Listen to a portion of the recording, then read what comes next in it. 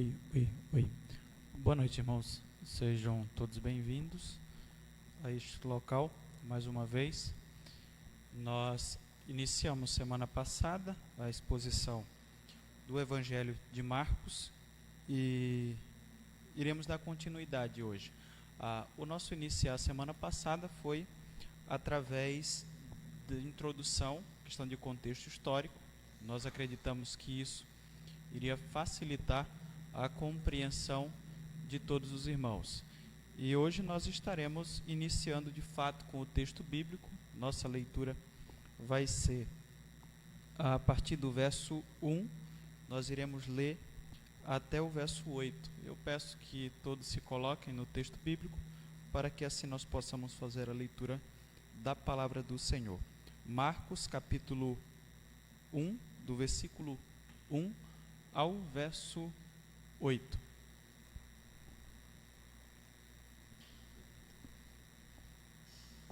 Eu tinha falado para os irmãos que nós estamos fazendo, sempre procurando fazer a leitura na NVI. Inclusive sugeri que os irmãos sempre que fossem comprar uma Bíblia, comprasse essa para trazer. Só que eu acabei pegando outra Bíblia, hoje não trouxe a NVI. Eu vou fazer a leitura da revista aí corrigida. O texto diz assim: princípio do Evangelho de Jesus Cristo, Filho de Deus, conforme está escrito na profecia de Isaías: eis aí envio diante da tua face o meu mensageiro, o qual preparará o teu caminho. Voz do que clama no deserto, preparai o caminho do Senhor, endireitai as suas veredas. Apareceu João Batista no deserto, pregando o batismo de arrependimento para a remissão de pecados. Saíam a ter com ele toda a província da Judéia e todos os habitantes de Jerusalém, e confessando seus pecados eram batizados por ele no Jordão, ou no rio Jordão. As vestes de João eram feitas de pelos de camelo, ele trazia um cinto de couro e se alimentava de gafanhotos e mel silvestre. E pregava, dizendo: após mim vem aquele que é mais poderoso do que eu, do qual não sou digno de, curvando-me, desatar-lhe as correias das sandálias. Eu vos tenho batizado com água, ele, porém, vos batizará com o Espírito Santo. Senhor nosso Deus e Pai, a tua palavra está diante de nós. Nós temos dito que esse é o primeiro passo para que aconteça a exposição bíblica, que é a leitura da tua palavra. Seguindo a isso, nós estaremos, Senhor, fazendo a exposição dela e depois a aplicação para as nossas vidas. Nós te pedimos que nos guie em todo esse processo. Eu quero que, ao ser exposta, a tua palavra seja aplicável às nossas vidas para o louvor da tua glória. Tu sabe que cada um de nós que aqui estamos, temos uma história de vida diferente. Os irmãos que estão em casa acompanhando através da live, da transmissão ao vivo, também têm uma história diferente, têm enfrentado problemas diferentes uns dos outros. Mas independentemente disso, a tua palavra é única, a tua palavra tem o poder para transformar as nossas vidas. E eu te peço que isso aconteça nesta noite, para o louvor da tua glória. Que o teu Santo Espírito, que passou a habitar na vida dos teus servos, no momento em que eles receberam a salvação de Cristo Jesus pela graça, esse mesmo Espírito possa estar fazendo com que compreendam a exposição da tua palavra, que esse mesmo Espírito possa fazer com que essa palavra seja aplicada às suas vidas e mude o modo de viver dos teus servos, porque afinal de contas o tempo todo nós carecemos de transformação, porque temos o tempo todo a tendência de andarmos para distante da tua presença. Por isso eu te peço que a tua palavra cumpra o seu objetivo pelo qual ela foi escrita no primeiro século. Que esse seja o objetivo para as nossas vidas hoje. E com certeza isso vai transformar o nosso viver a cada dia. É o que eu te peço em nome de Jesus, eu te agradeço. Amém. Os irmãos podem sentar.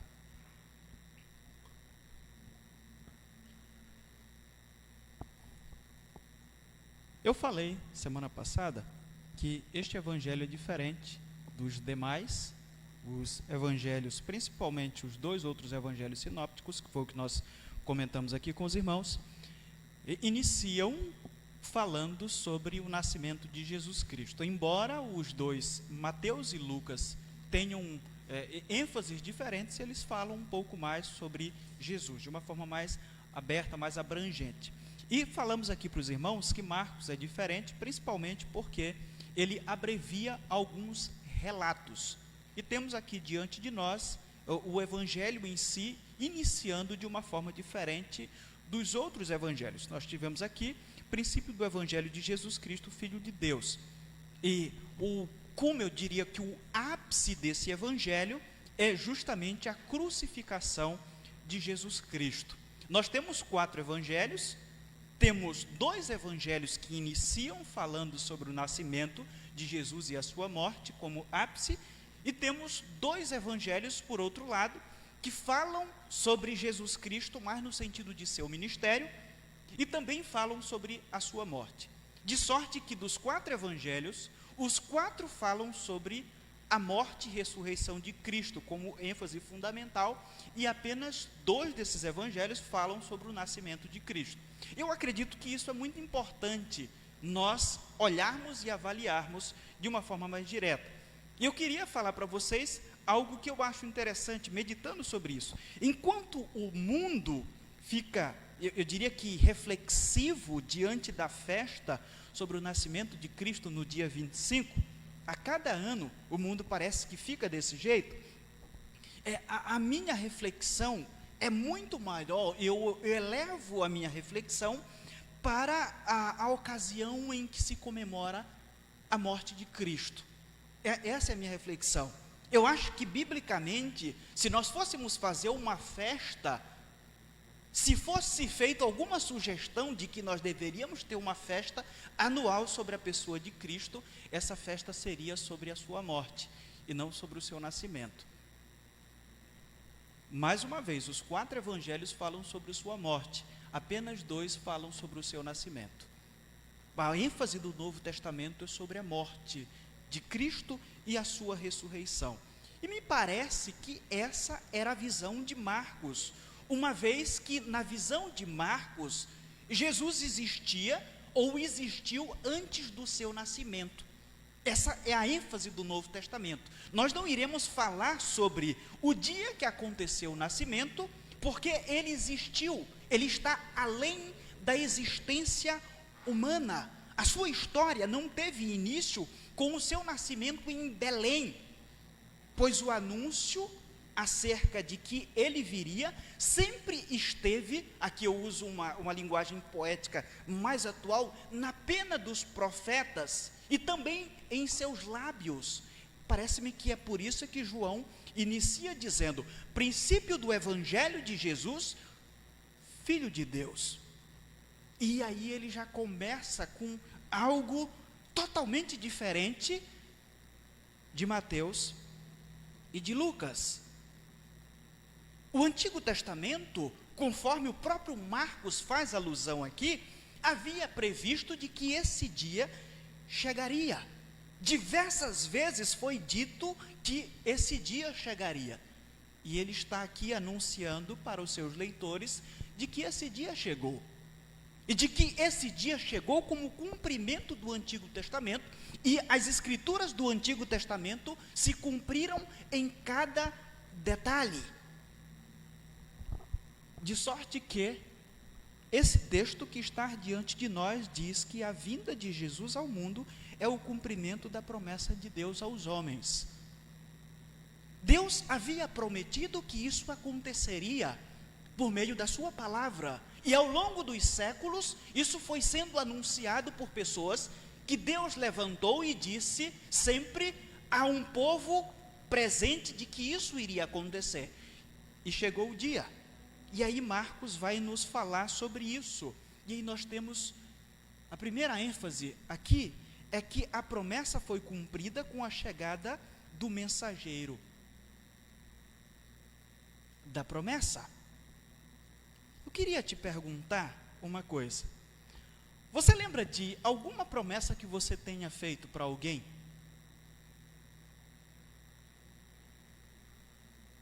As nossas mulheres que o digam.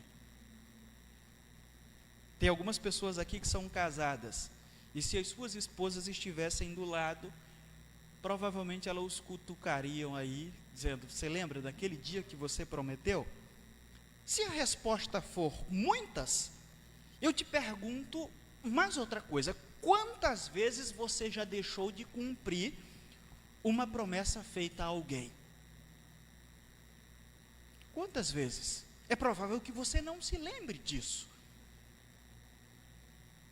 Lá em casa, nós temos uma regrinha.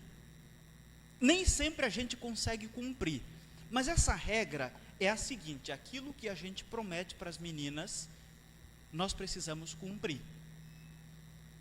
E ficamos chateados quando alguém chega e promete uma coisa e não cumpre, porque a gente procura cumprir. Mas eu acredito que se eu fosse perguntar para alguma delas aqui, elas iriam dizer: tem alguma coisa que ainda falta. Desde criança, eu quero que vocês pensem nisso, desde criança, nós somos bombardeados com promessas que nunca se cumpriram. Eu me lembro de muitas coisas que me foram prometidas e que nunca se cumpriram. Por exemplo, existiam roupas que na minha infância faziam parte da moda e que eu queria com 11 anos de idade, e alguém me prometeu e nunca comprou, e até hoje eu espero pela roupa. O meu sonho era ter uma baladeira, um estilingue, e todas as vezes que o meu pai saía do interior para ir na vila mais próxima, eu ficava esperando que ele trouxesse. Eu sonhava com o meu pai trazendo um pedaço de soro, que a gente chamava, e inclusive a gente morava no meio do mato, e o que eu fazia? Com frequência eu andava nesse mato e procurava os ganchinhos. Eu vivia com ganchinhos, que era justamente para fazer o estilingue, e com o couro, e até hoje eu nunca recebi. Em algum momento alguém me prometeu, e isso criou uma expectativa em mim, mas nunca aconteceu.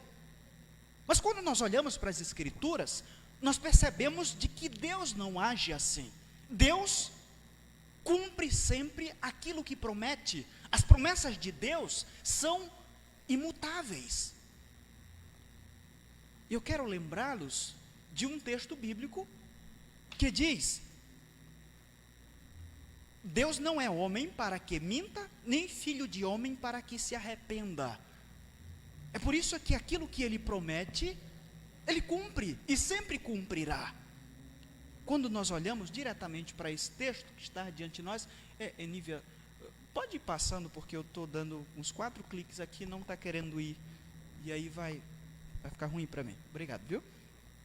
A palavra grega que Marcos inicia este evangelho é a palavra arquê, que é a palavra que deu origem à arqueologia, a palavra princípio, início.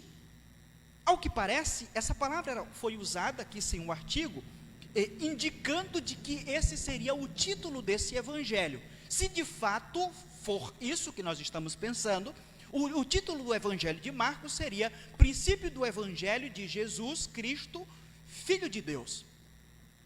Mas talvez, teólogos vão dizer que é provável que seja apenas o título dos primeiros versos, do versículo 1 ao versículo 13. Mas temos a tendência de que de fato seja o título do evangelho. Este evangelho é o que nós percebemos desse texto. Não é apenas o evangelho de um homem, ele é o evangelho do homem Deus, que é o que Marcos está dizendo, porque esse homem é o Filho de Deus. Esse é o evangelho que eu estou escrevendo para vocês, acerca do Filho de Deus, que veio a esse mundo. A vinda do Filho aconteceu conforme Marcos vai dizer, havia sido previsto pelos profetas. A promessa que Marcos inicia, que diz que está se cumprindo naquele momento, é uma alusão a Isaías capítulo 40, do versículo 3 ao versículo 4, que diz: uma voz clama, no deserto preparem o caminho do Senhor, façam no deserto um caminho reto para nosso Deus. Todos os vales serão levantados, todos os montes e colinas serão aplanados, os terrenos acidentados se tornarão planos, as escarpas serão niveladas. Além da referência a esse texto, que ele está dizendo, está se cumprindo agora, porque Deus prometeu um dia de que isso iria acontecer, ele também está se referindo a Malaquias capítulo 3, verso 1, que diz: vejam, eu enviarei meu mensageiro, que preparará o caminho diante de mim. O texto de Malaquias, precisamos entender, porque é importante isso. O texto de Malaquias, dentro de um contexto mais amplo, refere-se ao juízo divino. A vinda do mensageiro da promessa abriria o caminho para a vinda do Senhor, assim como também abriria a vinda para o caminho, para o juízo de Deus. É essa a ideia que nós temos no Novo Testamento. E aconteceu um momento em que o Filho de Deus veio, oferecendo salvação ao ser humano, mas também se abriu um caminho para que o juízo de Deus aconteça no final. É isso que nós vemos nos versos seguintes, e eu quero citar para vocês, para entendermos qual é o texto que Marcos pega essa parte. O texto prossegue e diz: e então, de repente, o Senhor, que vocês buscam, virá para o seu templo, o mensageiro da aliança, aquele que vocês desejam, virá, diz o Senhor dos exércitos. Mas quem suportará o dia da sua vinda? Ele pergunta. Quem ficará de pé quando ele aparecer? Porque ele será como o fogo do ourives e como o sabão do lavandeiro. Ele se sentará como um refinador e purificador de prata, purificará os levitas e os refinará como ouro e prata. Assim trarão ao Senhor ofertas com justiça. Então as ofertas de Judá e de Jerusalém serão agradáveis ao Senhor, como nos dias passados, como nos tempos antigos. Ele diz: eu virei a vocês trazendo juízo. Sem demora, vou testemunhar contra os feiticeiros, contra os adúlteros, contra os que juram falsamente e contra aqueles que exploram os trabalhadores em seus salários, que oprimem os órfãos e as viúvas e privam os estrangeiros de seus direitos. E não tem respeito por mim, diz o Senhor dos Exércitos. De fato, eu, o Senhor, não mudo. Por isso vocês, descendentes de Jacó, não foram destruídos. Malaquias capítulo 3, esta parte aqui, é a partir do verso 2 até o verso 6. O que é que nós temos a comentar sobre esse texto para que possamos entender o que está sendo dito aqui? Apesar do exílio ter acontecido, o povo que retornou ainda retorna com alguns problemas sérios por causa do pecado. O pecado está entranhado ainda no meio da nação de Israel, ou da nação de Judá em si. Esta passagem é um aviso de que o juízo de Deus viria contra os sacerdotes que eram responsáveis pelo culto a Deus. Porém, apesar deles serem os responsáveis por esse culto, que era apresentado diante de Deus, estavam oferecendo sacrifícios de animais impróprios ao Senhor.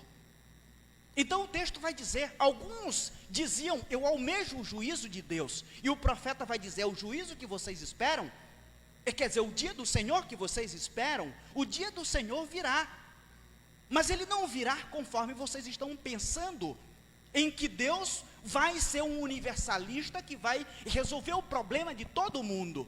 Ele diz: não, para aqueles que se arrependerem dos seus pecados, para aqueles que se renderem verdadeiramente ao Senhor, no dia em que Ele chegar, será um dia maravilhoso. Mas para aqueles que continuarem com os seus corações fora da lei de Deus, será um momento de juízo. Por isso havia a necessidade de purificar o culto no templo. Porque os próprios sacerdotes estavam contaminados. O serviço do mensageiro era a purificação do povo para a chegada do rei. É por isso que o texto está sendo citado aqui.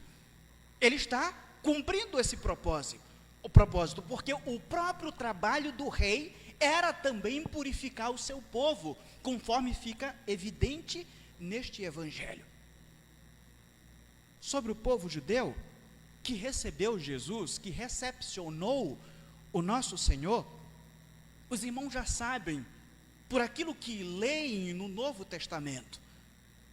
Eu queria fazer 2 citações sobre aqueles que não viviam debaixo das leis de Deus, sobre aqueles que viviam na maior cidade que existia naquela época, a cidade de Roma.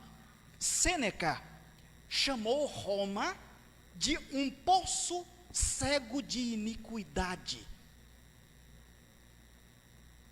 Sêneca disse isso.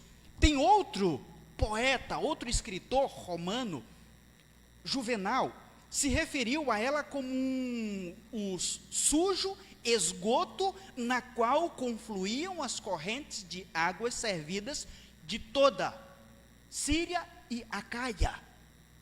Era assim que os romanos eram naquela época. Os problemas pecaminosos do Novo Testamento nós já sabemos. O mundo estava assim. Então, o evangelho precisaria chegar a esse mundo, na pessoa do mensageiro que antecedeu o nosso Senhor, para preparar o terreno para que a obra de purificação fosse completada através de Cristo. Meus irmãos, avaliando esse texto, eu percebo, e eu não sei se você já parou para pensar sobre isso, muitos indivíduos confundem a vinda de Cristo a esse mundo como sendo um período em que Deus vai aceitar tudo aquilo que o homem faz, só porque Deus é misericordioso e gracioso. É assim que as pessoas pensam sobre a vinda de Jesus ao mundo. Parece-me que desde do ano 1, vamos contabilizar dessa forma, ou até mesmo do ano da morte de Cristo, parece-me que Deus se tornou aquele pai que aceita tudo aquilo que os seus filhos estão dispostos a fazer. Porque Ele é amoroso, misericordioso e gracioso. Mas não é isso que a Bíblia diz. Ao mesmo tempo em que Deus oferece a sua graça, nesse estado em que nós estamos, ou nesse período em que nós estamos, Ele condena aqueles que a desprezam, ou tentam transformá-la em libertinagem. Existem muitos indivíduos que atualmente têm lutado para que a graça se torne em libertinagem. No período do Novo Testamento, existia essa mesma ideia, e Paulo vai pregar contra esse tipo de coisa. O mensageiro que abriria o caminho, o texto diz, clamaria no deserto.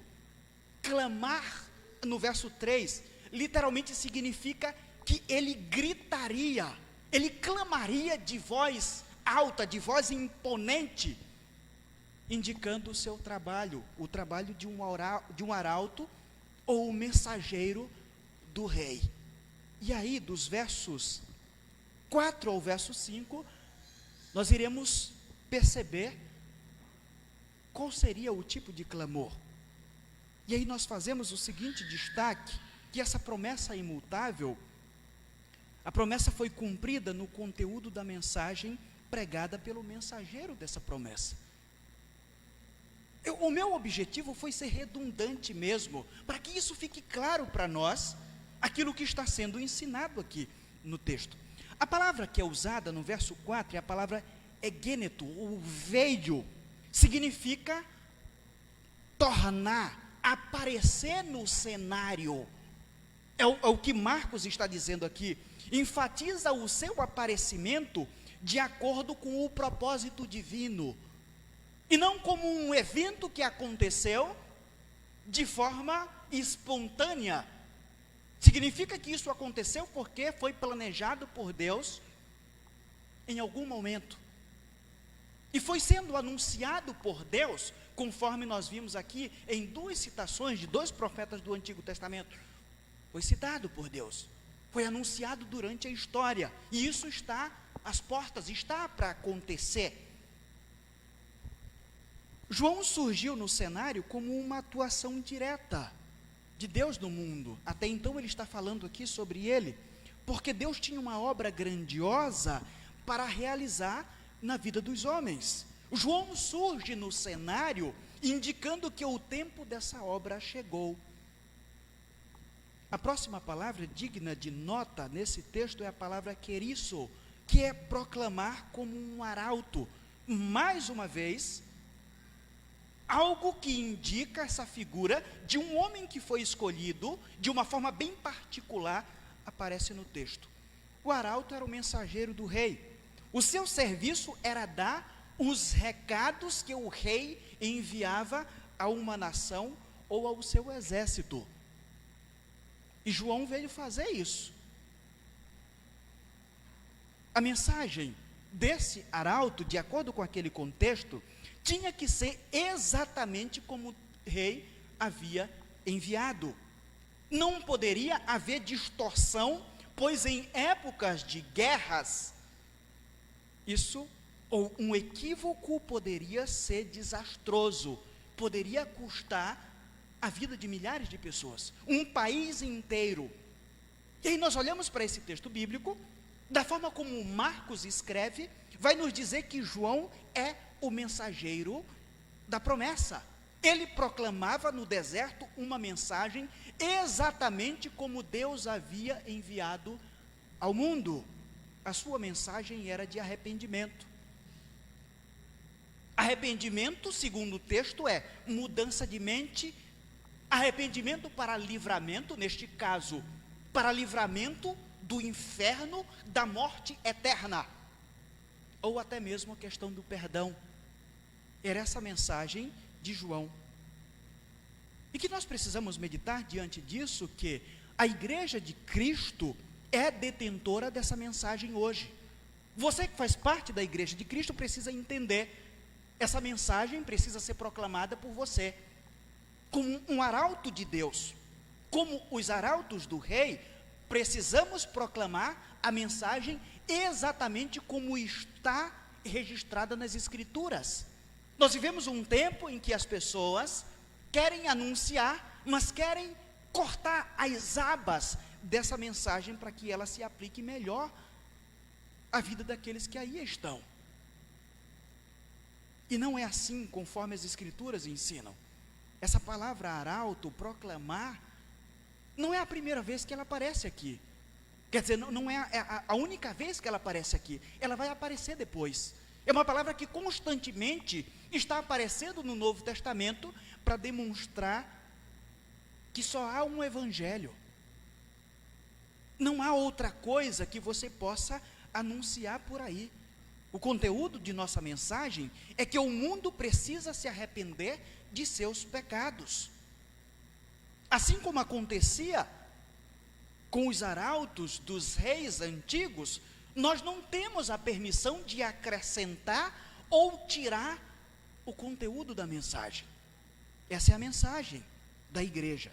Quando nós pregamos a mensagem corretamente, essa mensagem cumprirá o seu propósito, assim como aconteceu com a pregação de João Batista. Ela vai cumprir o seu propósito, o propósito pelo qual ela foi pregada, que é o que eu tenho dito para os irmãos, e repito de novo. Eu sempre tenho dito aqui para os irmãos, a Bíblia diz que a palavra de Deus nunca voltará vazia. Quando eu era adolescente, que eu lia esse texto, eu ficava meditando, afinal, o que isso significa? Eu pregava para muitas pessoas, e as pessoas não se convertiam, mas a palavra de Deus nunca voltará vazia. O texto estava lá, e depois eu meditei, e cheguei à conclusão de que, de fato, a palavra de Deus nunca voltará vazia, porque sempre que ela for pregada, ela vai edificar os santos, salvar os perdidos e condenar e condenar, ela sempre vai cumprir essa tríade. E eu sempre tenho dito, se você está aqui hoje, como um crente, a palavra de Deus vai edificar a sua vida. Se você está aqui como alguém que ainda não se rendeu ao Senhor, ou está nos ouvindo de casa como alguém que ainda não se rendeu ao Senhor, pode ser que a palavra de Deus livre a sua alma da condenação do inferno, que essa palavra te salve. Mas se você está ouvindo e nunca vai se arrepender dos seus pecados, porque continuará vivendo do jeito que você quer, a palavra de Deus vai te condenar. A palavra de Deus está condenando esse mundo o tempo todo. E às vezes eu penso o seguinte: existem pessoas que estão hoje aqui, ou estão hoje em algum lugar, ouvindo as Escrituras, e não imaginam que estão sendo condenadas pela Escritura que está sendo pregada. É essa Escritura que vai ser usada lá como atestado de que você teve a oportunidade e você disse não. A palavra de Deus nunca voltará vazia. E quando nós anunciarmos a palavra corretamente, como igreja do Senhor, precisamos entender que ela sempre cumprirá o seu propósito. Quando olhamos para o texto, a gente vai perceber que os ouvintes de João confessavam publicamente, após ouvir a mensagem, de que eles deveriam mudar os seus comportamentos. Além de confessarem publicamente, eles reconheciam, a ideia é que eles reconheciam abertamente os seus pecados. É possível que uma confissão verbal do pecado acontecesse no momento desse batismo, ou antecedesse o momento desse batismo. O cara ia lá e dizia: olha, eu sou culpado disso, disso, disso e disso. Que tempos eram esses? Eram tempos onde as pessoas estavam mergulhadas em seus pecados, mas de repente veio alguém como enviado de Deus e disse: vocês precisam mudar. E as pessoas prontamente se arrependeram de seus pecados e os confessavam publicamente. Eram tempos tenebrosos, iguais aos tempos que nós vivemos, mas a palavra de Deus lá disse: vocês precisam se arrepender de seus pecados. Meus irmãos, uma das coisas mais difíceis que nós temos para fazermos é nos arrepender e reconhecermos que nós estamos errados. Sem dúvida, essa é uma das coisas mais difíceis. Às vezes nós até nos arrependemos, mas ficamos lá calados, entendemos: não, isso aqui eu falei e eu estava errado, mas eu tenho a dificuldade de reconhecer publicamente. Se você é casado, eu diria que reconhecer publicamente é ir lá com o seu cônjuge e dizer: eu estava errado. Isso é muito difícil. Dizer para alguém que esse alguém precisa se arrepender é algo às vezes difícil para quem diz, e é algo que é contra a minha natureza pecaminosa. Ouvir esse tipo de coisa e ter que aceitar isso. Mas o Evangelho vem e diz que é isso que nós devemos fazer. Foi assim que aconteceu no primeiro século. Isso é estranho, eu diria, para um mundo onde crentes pecam, mas não aceitam a repreensão ou qualquer tipo de disciplina. E é assim que funciona hoje. É verdade, eu diria para os irmãos, que a reforma protestante do século XVI, e eu diria que até do século XVII, onde os batistas surgem, nos aproximou mais da Bíblia. É verdade isso. Porém, logo veio o século XVIII, com várias descobertas aí, e nos distanciou outra vez de Deus. Eu diria como um ápice de distanciamento. É claro que outras coisas aconteceram antes.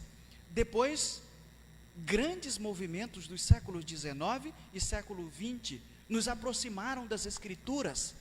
Poderíamos citar algumas coisas que aconteceram. No entanto, os movimentos progressistas e liberais ofereceram e oferecem fortes resistências às Escrituras, de sorte que as pessoas, hoje, até mesmo as pessoas que congregam nas igrejas, até mesmo as pessoas que estão nos púlpitos das igrejas, não aceitam repreensão, porque isso parece-me que é outra coisa, é algo estranho a nós, é algo do primeiro século, isso é do passado. Os liberais progressistas têm dito isso para as pessoas, e elas têm sido acalentadas por esse pensamento de que algumas partes das Escrituras são coisas lá do primeiro século, e a repreensão, e às vezes até arrependimento de pecado, é algo que está lá, que ficou para trás, e não precisa mais acontecer hoje. Para esses grupos, as Escrituras não são em sua totalidade a palavra de Deus. Aqui eu me refiro aos liberais, e eu também me refiro aos progressistas, que estão coladinhos com eles, e os costumes defendidos por essa Escritura são temporais, mudam com o tempo, de sorte que hoje tem algumas coisas que ficaram para trás, então não precisam, talvez arrependimento, não precisa. Eu ouço algumas pessoas com um determinado discurso, de que parece que o cara é assim, porque alguém era culpado, alguém fez com que ele ficasse desse jeito, sempre tem um culpado, mas nunca sou eu sou sempre vítima. Existiam muitas vítimas da aristocracia judaica no primeiro século. A aristocracia eram os sacerdotes, eram os homens mais ricos daquele país, mas o arrependimento foi pregado para todos, sem exceção, para pobres e ricos. Pobres e ricos entenderam que deveriam se arrepender de seus pecados, e se arrependeram. Outros que não se arrependeram foram para o inferno. O Evangelho nunca vai mudar. Para esses indivíduos que nós estamos falando aqui, confessar pecados ou reconhecê-los publicamente é totalmente impensável. Isso é coisa do passado, não é coisa mais para o nosso século.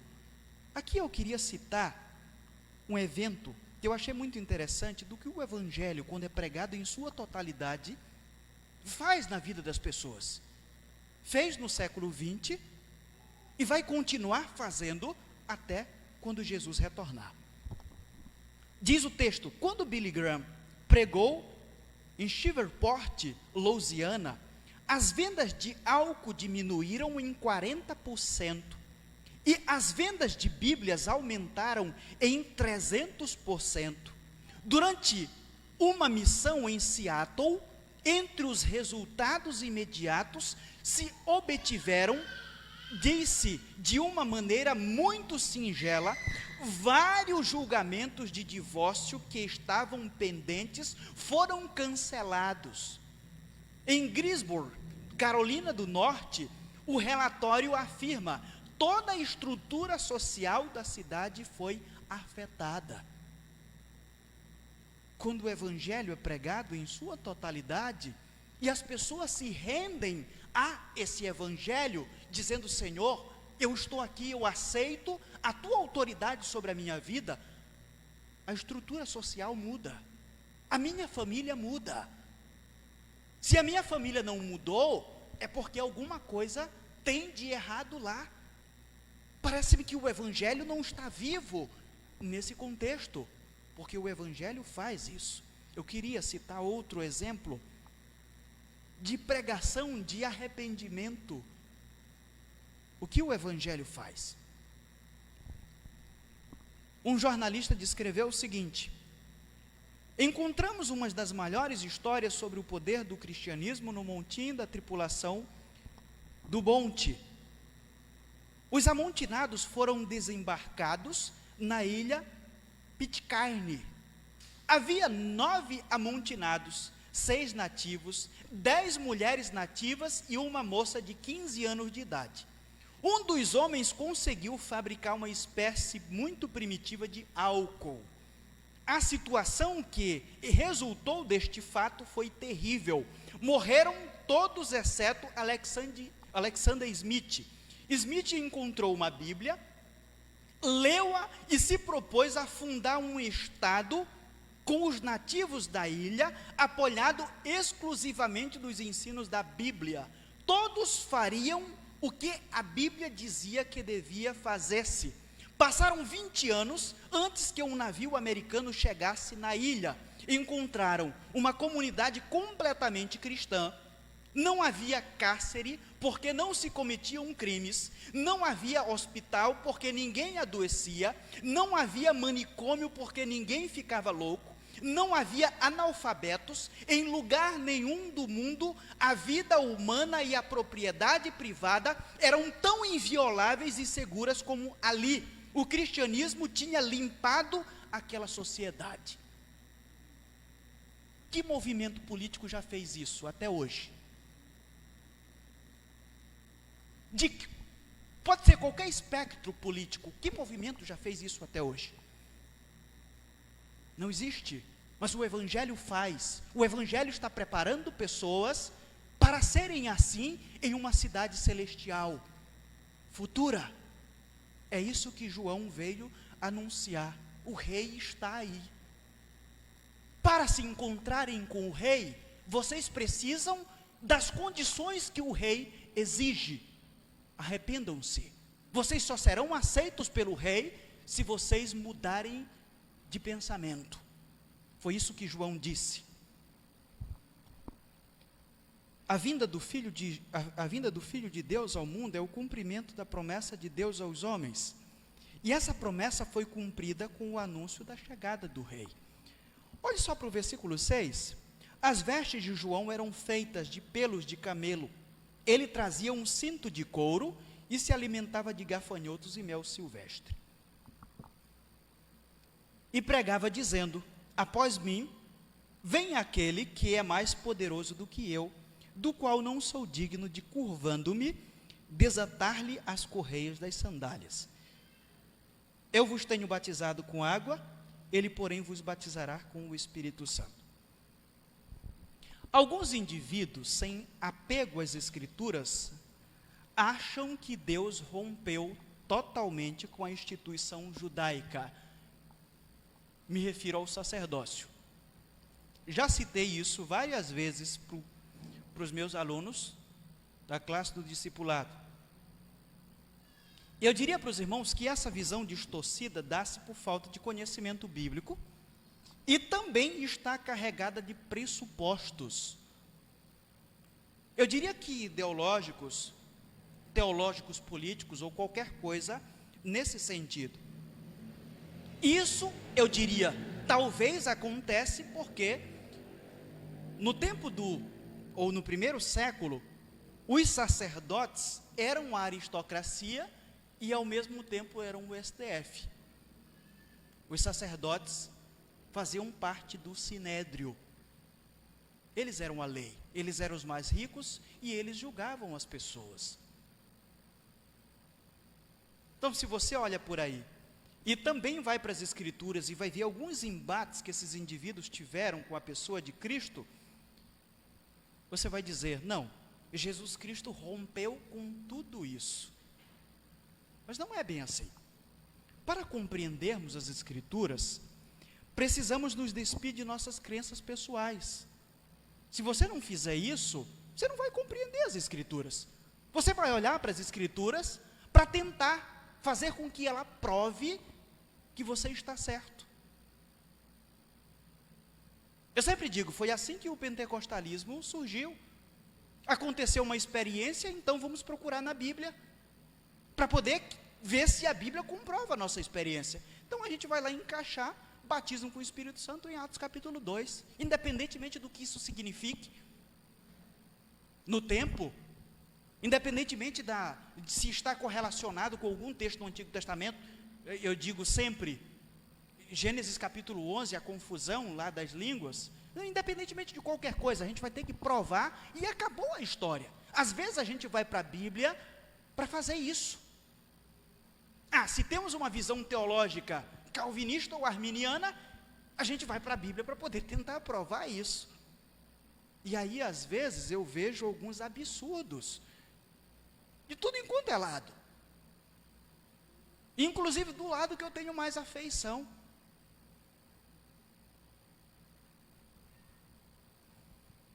Mas vamos ver, por que eu estou dizendo isso? Ao ler crônicas, o que você tem em crônicas?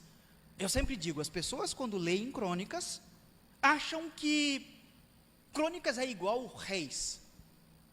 Eu acho, não tenho certeza, mas alguns crentes vão fazer uma leitura bíblica anual, e aí leem 1º e 2º Reis, quando chega em crônicas, isso aí é igual, eu vou pular. Eu já vi gente que pula aquela parte dos censos, ou a parte lá do fulano, que era filho de cicrano, que era filho de tal. O cara nunca leu a Bíblia toda, em toda a vida dele, ele sempre pula aquela parte.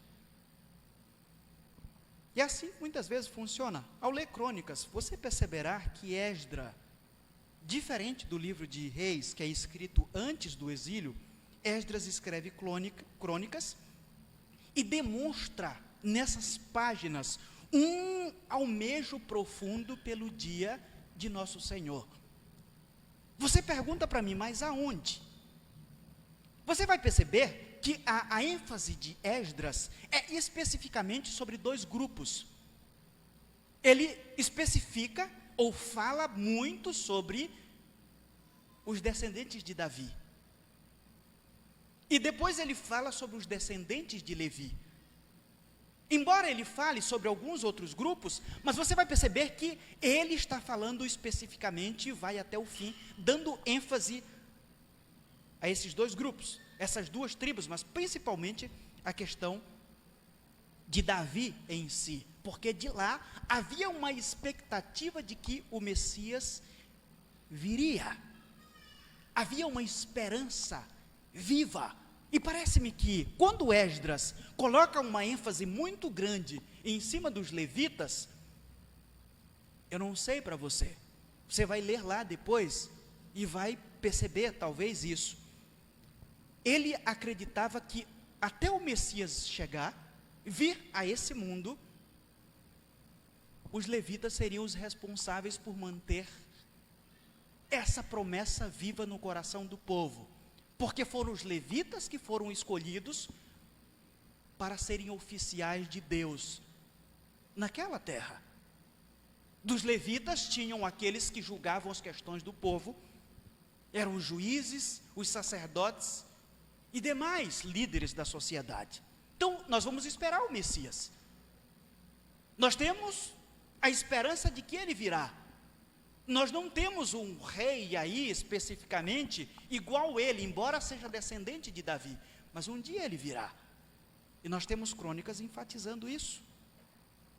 No entanto, irmãos, quando o Messias chegou, no 1º século, os levitas não o reconheceram. E aí você vai pensar o seguinte: eles não reconheceram o Messias, então Esdras estava errado. Eles não reconheceram o Messias porque eles estavam corrompidos pelo dinheiro e pela política suja. A gente percebe isso quando fazemos uma leitura, tanto dos textos bíblicos quanto uma leitura de contexto histórico. É isso que nos contam, e em parte as pessoas estão certas quando dizem isso. Todavia, essa afirmação, ou essa afirmativa, não nos conta a história de forma completa. Eu queria que você parasse bem aí e não se desviasse desse assunto. Presta atenção. Olha só, o primeiro Messias, nós colocamos aqui, Davi, foi ungido por um sacerdote profeta, ou por um profeta sacerdote, não foi? Ele foi ungido por Samuel. O primeiro Messias foi ungido por um profeta sacerdote. Da mesma forma, o último Messias foi batizado por um profeta sacerdote, chamado João Batista. João Batista era um sacerdote.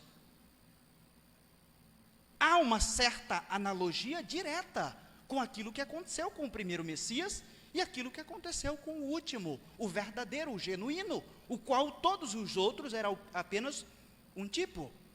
Quando chegou o tempo do que abriria o caminho chegar, Deus anunciou ao sacerdote Zacarias de que ele seria o seu filho. Aquele que abriria o caminho seria o filho de um sacerdote, que estava oficiando diante de Deus. Mais outra coisa, Samuel foi o primeiro filho da esposa estéril do levita Eucana. Igualmente, João Batista foi o primeiro filho da esposa estéril do levita Zacarias. Aí você lê a Bíblia e diz, Deus rompeu com tudo isso. Mas bem assim, está escancarado diante de nós, as escrituras se cumprindo, está aí. Contudo, ao invés do sacerdote João Batista vestir-se com vestes pomposas e comer comidas finas típicas dos ricos, a Bíblia diz que João vestia roupas feitas de pelos de camelo, usava um cinto de couro e comia gafanhotos e mel silvestre. Eu esqueci de colocar a imagem aí, eu sugiro que quando você chegar em casa, procure lá no Google, sacerdote, e vá lá no Google Imagem, você vai ter a figura de um sacerdote vestido. E eu sugiro que depois que você faça a mesma coisa, nunca fiz com João Batista, com o sacerdote eu já fiz. Mas coloque lá João Batista para ver se tem alguma figura de João Batista vestido. A roupa do sacerdote era pomposa. Você que já leu o Antigo Testamento, vai ver que era uma indumentária bonitona, carregada de religiosidade. Roupas finas. Mas o sacerdote que Deus escolheu para anunciar, para abrir o caminho da chegada do rei, se vestia de forma feia. Era completamente fora dos padrões daquela época. Ele não vivia com a pompa da religiosidade vazia que aquelas pessoas viviam e que as pessoas vivem hoje, quando às vezes saem de casa rebocadas de maquiagem. Eu conheço homens que para tomar banho e se arrumar leva 1 hora. 1 hora. E às vezes uns nem cabelo tem. Eu já vi gente que nem cabelo tem, que entra em um banheiro o tempo todo para se arrumar, leva 1 hora. E aí às vezes eu penso, é a pompa de uma religiosidade vazia, que não estava naquele sacerdote que foi escolhido como aquele que abriria o caminho para o rei. Ele diria, o rei está chegando. E o rei exige que os seus súditos estejam preparados para se encontrarem com ele. Ele não vivia com o sinédrio, não se reunia no templo de Herodes. Ele vivia em um local que era muito feio. Dizem que João Batista vivia na região próxima ali do Mar Morto. É uma região muito seca, muito feia, que existiam muitas pedras calcárias, uma região sem vida. O Antigo Testamento se refere algumas vezes a essa região como o deserto de Gesimon. Gesimon significa devastação. Ele vivia no deserto da devastação e não no templo pomposo. O arauto não vestia as vestes finas dignas de um representante, de um rei. Ele vestia roupas de pelo de camelo e um cinto de couro, tipicamente do profeta Elias, dos profetas do Antigo Testamento, muitos reconhecidos como loucos. Sua comida não era um manjar, era a mais simples possível. E aqui eu quero fazer uma citação direta de um comentarista bíblico, William Berkeley. Ele diz: sua dieta consistia em lagostas e mel silvestre. As lagostas podem ser os insetos deste nome, porque a lei permitia que os comesse. Levítico capítulo 11, versículo 22 e 23. Mas também podem ser um tipo de feijão, ou grão de bico, ou noz. O carobe que era o alimento dos mais pobres entre os pobres. O mel pode ser o mel silvestre que as abelhas selvagens faziam no interior de árvores cavadas, ou pode ser uma seiva doce que emanava da casca de certas árvores. Independentemente do que seja, o que o texto está dizendo aqui, que ele, além de se vestir de forma simples, diferente dos sacerdotes lá do templo, este sacerdote se veste de uma forma bem simples e também come uma comida de pobre. O poder ou a atenção que ele poderia chamar para si era por conta de sua mensagem e não por conta de sua vestimenta ou das suas posses. Era a sua mensagem que importava, e essa mensagem que ele pregava. A mensagem do profeta sacerdote era: depois de mim vem alguém mais poderoso do que eu, tanto que não sou digno nem de curvar-me e desamarrar as correias das suas sandálias. Os sacerdotes de hoje exigem do rei que ele faça alguma coisa. Eu sempre digo, os sacerdotes de hoje dizem: Senhor, eu não aceito que esse irmão esteja passando por isso aqui. Ou, Senhor, eu determino que isso aqui mude. Este aqui diz: o rei que vem aí, do qual eu sou um simples mensageiro, eu não sou digno dele. Eu já ouvi um comentarista dizendo que, sem dúvida, João era o homem daquela época. João era o homem mais santo que pisava naquela terra no primeiro século. Não existia outra pessoa tão santa como João, o profeta sacerdote. Mas o que ele diz sobre o seu Senhor? Eu não sou digno nem de curvar-me e desamarrar as correias das suas sandálias. Nem para isso eu sirvo diante do meu Senhor. Mas tem crente por aí que se acha que é tudo, acha que é o especial de Deus. Quem tem promessa de Deus não morre não.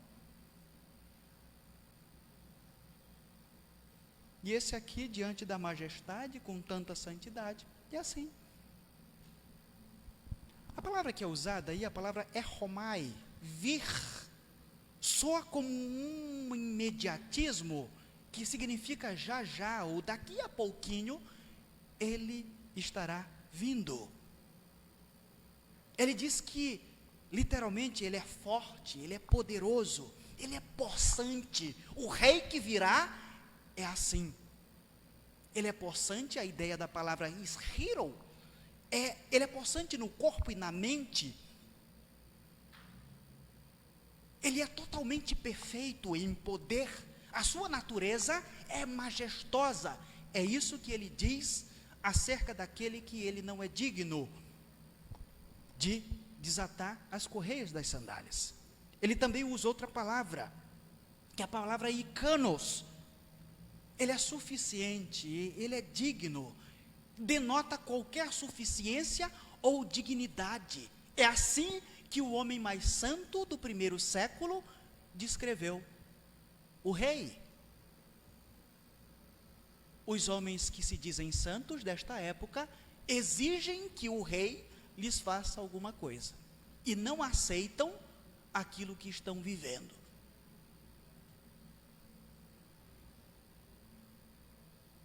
E aí o versículo 8 diz que ele batizava. Olha só o versículo 8.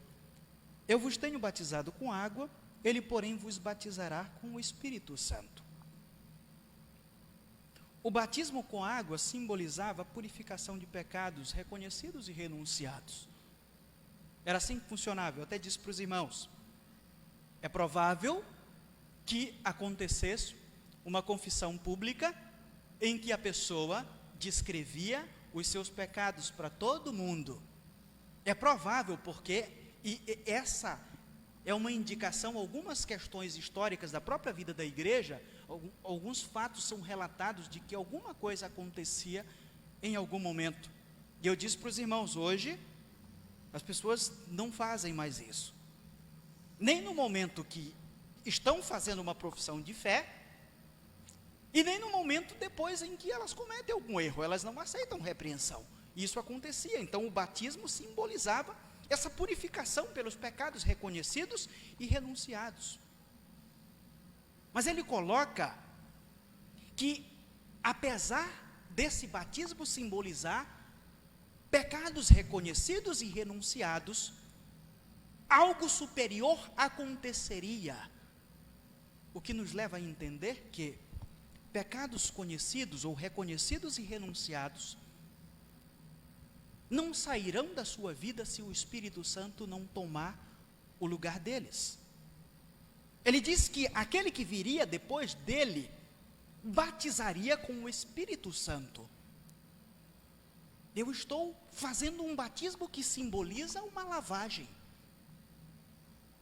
Mas mesmo assim, isso não tem um poder, não é o poder último. O poder último é aquilo que o Senhor fará. Quando aquele que eu não sou digno de desamarrar as suas sandálias chegar, vocês não apenas renunciarão os seus pecados, vocês não apenas reconhecerão os seus pecados, como também se tornarão morada dele, que é o que o Espírito Santo fará. É isso que nós vemos na teologia do Novo Testamento. Aonde o pecado está, o Espírito Santo vai lá e transforma aquela vida. Por isso é que é possível nós opinarmos e dizermos, este não é convertido e este é. Porque é evidente na vida de um indivíduo que se entregou a Cristo, de que de fato Cristo mora ali. Porque o Espírito Santo faz com que aqueles que são de Deus reconheçam que de fato aquele é um crente. Mas hoje, as pessoas dizem, você não pode me julgar. Só quem sabe se eu sou um verdadeiro convertido, sou eu e Deus. O meu relacionamento entre eu e Deus, as pessoas dizem, só interessa a nós dois. E não importa o que vão pensar de mim. João diz, aqueles que reconhecerão os seus pecados e renunciarem se tornarão morada de Deus. Olha o que Paulo diz, antes de chegarmos ao final. Entretanto, vocês não estão sob o domínio da carne, mas do Espírito, se de fato o Espírito de Deus habita em vocês. E se alguém não tem o Espírito de Cristo, é aquele que a carne evidencia o tempo todo, ele diz que esse tal não é de Cristo. É isso que Romanos capítulo 8, verso 9, diz para nós. Nós queremos encerrar aqui, irmãos, com algumas considerações sobre esse texto. Esse texto nos ensina de uma forma muito clara que Jesus é o Messias prometido de Deus.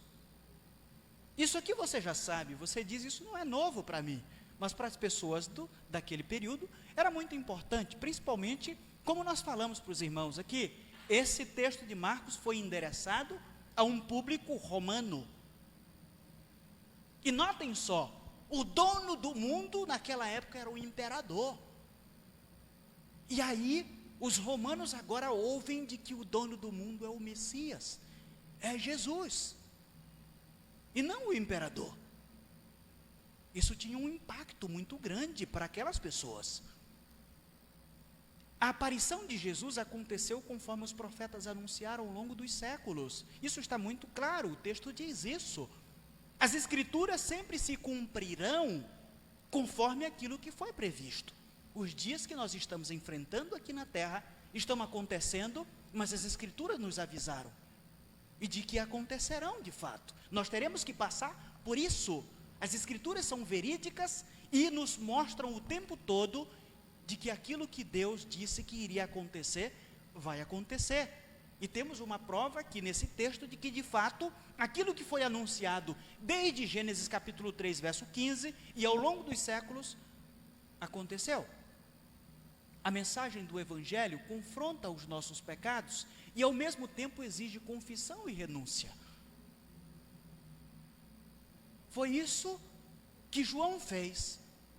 Foi isso que Jesus Cristo fez. Você vai perceber que essa é a mesma mensagem que Jesus toma o bastão e diz: João, você já cumpriu com aquilo que deveria cumprir. E Jesus Cristo continua com essa mesma mensagem. E por isso, irmãos, nós acreditamos que a mensagem da igreja de Cristo deve ser de confronto, exigência de renúncia e confissão de pecados. Mas ao mesmo tempo, assim como Jesus fazia, de esperança aos que crerem. Nós precisamos dizer para essas pessoas, após confrontá-las, de que há uma esperança. Além disso, se elas decidirem por crer no Evangelho. Essa é a mensagem da igreja, é a mensagem que está diante de nós e que não pode ser mudada de forma alguma. Peço que você baixe a sua cabeça e ore comigo, meditando naquilo que nós meditamos neste dia. Senhor nosso Deus e Pai, a Tua palavra está exposta diante de nós. Está exposta por um pecador, que todos os dias tem lutas, que todos os dias tem tendências pecaminosas, de inclusive não renunciá-las, de não confessá-las. E eu sei que isso acontece com todos aqueles que aqui estão também. Mas, Senhor nosso Deus, nós estamos diante da presença daquele que é poderoso, daquele que enviou o seu Filho para morrer na cruz por nossos pecados. E esse mesmo Filho, ao subir, depois de completar a sua obra, disse que o Espírito Santo viria, e ele faria uma obra tremenda em nossas vidas. O Espírito Santo já veio, e eu creio que ele habita na vida daqueles que aqui estão. Não sei se em sua totalidade, Pai, mas eu quero te pedir que o Teu Santo Espírito que habita na vida dos que aqui estão, possa continuar fazendo uma grande obra na vida dos Teus servos. Que eles possam entender que, como igreja do Senhor, tem a responsabilidade de dizer para este mundo que o Rei já veio, que o Rei já fez uma obra completa, mas que para se encontrarem com o Rei, as pessoas precisam se arrepender de seus pecados. Quando eu digo que a pessoa precisa se arrepender, isso é um confronto, mas que a tua igreja também, além de confrontar esse mundo em pecado, possa pregar a mensagem de esperança, de que aqueles que decidirem renunciar aos seus pecados e confessá-los, um dia se encontrarão pessoalmente com o Rei Jesus, porque em Cristo se tornaram dignos de estarem à mesa no fim dos tempos. Eu te peço que a cada dia nós possamos fazer isso. Pai, se porventura existe alguém neste recinto que ainda não meditou profundamente nessas verdades, que possa neste momento ser incomodado de uma tal forma que o Senhor diga para essa pessoa que ela precisa se preparar para se encontrar com o Rei Jesus. E a única forma é mudando a sua mente, é se arrependendo dos seus pecados e recebendo o Espírito do Senhor, conforme foi anunciado pelo profeta sacerdote João Batista, foi anunciado pelo nosso Senhor, pelos santos apóstolos e por todos aqueles que pregaram e viveram o Evangelho verdadeiramente ao longo da história. É o que eu te peço, Pai, e desde já eu te agradeço em nome de Jesus, amém. Meus irmãos,